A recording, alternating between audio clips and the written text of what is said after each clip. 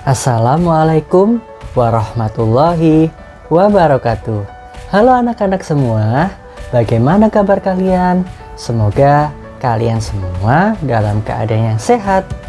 Anak-anak, kali ini kita akan belajar tentang keajaiban perubahan wujud di sekitarku. Mari kita semua simak bersama-sama penjelasan berikut ini. Perhatikan teks bacaan berikut ini. Bertani garam. Garam dihasilkan dari air laut. Di pinggir pantai, petani garam membuat ladang garam. Ladang garam ini berbentuk tambak-tambak untuk menampung air laut. Ladang garam terbentang luas di pantai yang tidak memiliki banyak sungai. Contohnya di pantai utara Pulau Jawa, Madura, Sumatera, Sulawesi, dan pantai-pantai di daerah Nusa Tenggara. Bagaimana proses menghasilkan garam? Pertama, petani menyiapkan petak-petak tambak. Tanah di dalam petak tambak terlebih dahulu harus dipadatkan. Setelah tambak garam dibuat, lalu diisi air laut dengan kedalaman tertentu. Air laut yang terkena sinar matahari akan menguap dan meninggalkan kristal-kristal garam. Untuk mendapatkan lapisan garam yang tebal, setiap hari harus ditambah air lautnya. Hal ini untuk menggantikan air laut yang menguap. Setelah sekitar 210 hari atau setelah musim kemarau berakhir, lapisan garam di dasar tambak pun harus segera dipanen. Memanennya jangan menunggu musim hujan tiba. Mengapa? Sebab kualitas garam akan menurun atau tidak bagus. Garam-garam setelah dipanen lalu dijual ke pabrik untuk ditambah zat yodium dan dikirim ke daerah-daerah. Anak-anak, setelah kita membaca teks bacaan secara bersama-sama tentang proses pembuatan garam, sekarang bantulah Siti menceritakan proses pembuatan garam itu kembali. Nah, sekarang buatlah bentuk cerita itu menjadi cerita bergambar, seperti contoh berikut ini. Kalian gambar proses pembuatan garam pada kolom-kolom yang sudah ada pada video ini. Jadi, kolom yang atas, kolom yang besar, itu kalian gambar. Lalu, kolom yang bawah, kalian tuliskan proses pembuatan garamnya mulai dari tahap pertama sampai tahap terakhir. Anak-anak pasti suka kan memakan gulali atau permen?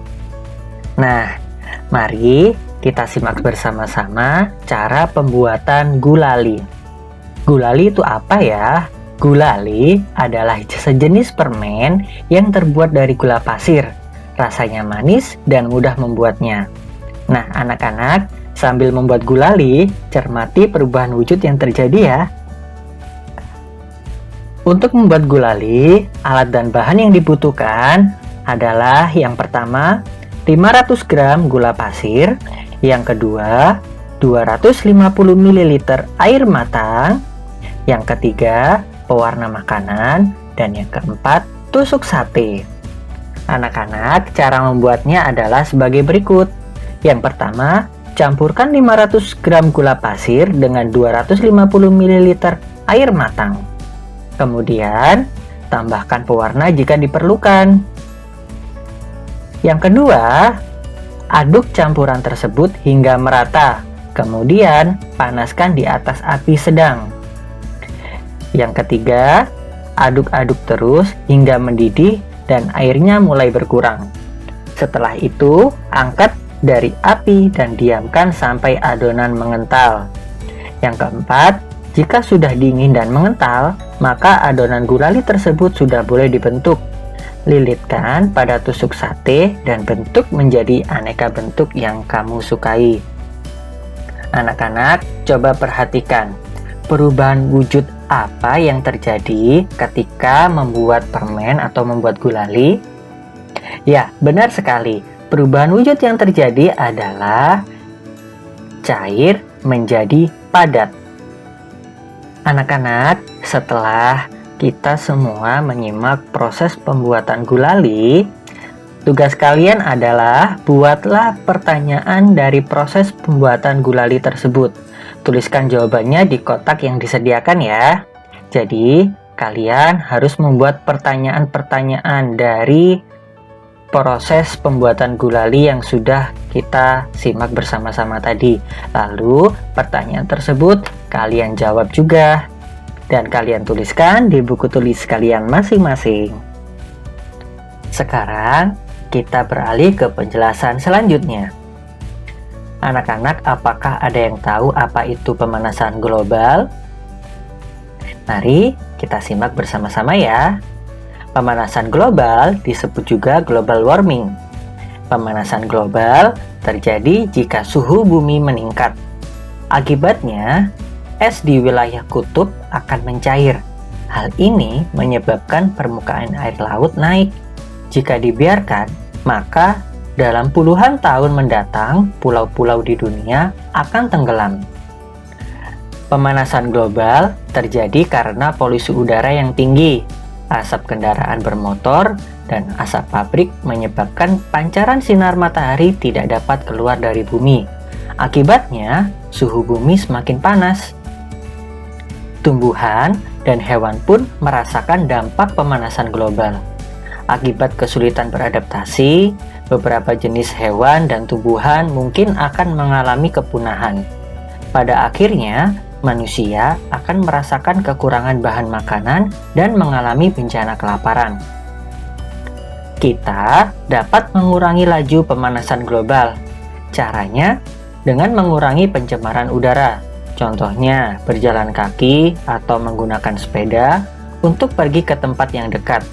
Mencintai dan memelihara tumbuhan dan tanaman, menghemat pemakaian listrik dan air.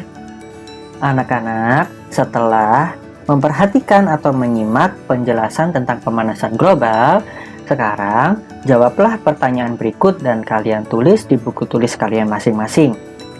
Nomor 1 sampai nomor 3. Nomor 1, apa yang dimaksud pemanasan global? Yang nomor 2, sebutkan bencana yang akan terjadi jika pemanasan global dibiarkan. Yang ketiga, apa yang dapat dilakukan untuk mengurangi laju pemanasan global? Apakah ada yang tahu? Ini gambar proses apa ya? Ya, benar sekali. Ini adalah gambar proses terjadinya hujan. Hujan terjadi karena adanya perubahan wujud. Sebagian permukaan bumi berisi air. Ada sungai, danau, kolam, dan lautan yang terisi air. Coba perhatikan proses terjadinya hujan berikut ini.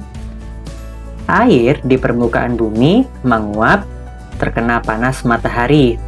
Uap air akan berubah menjadi awan. Awan akan mengembun menjadi titik-titik air. Kemudian, titik-titik air jatuh ke bumi. Itulah yang dikenal sebagai hujan. Setelah kalian semua menyimak penjelasan proses terjadinya hujan, sekarang tuliskan kembali proses terjadinya hujan di buku tulis kalian masing-masing ya. Itulah tadi penjelasan tentang keajaiban perubahan wujud di sekitarku. Anak-anak, semoga video pembelajaran ini dapat bermanfaat untuk kita semua. Sampai jumpa di video-video pembelajaran selanjutnya. Terima kasih. Wassalamualaikum warahmatullahi wabarakatuh.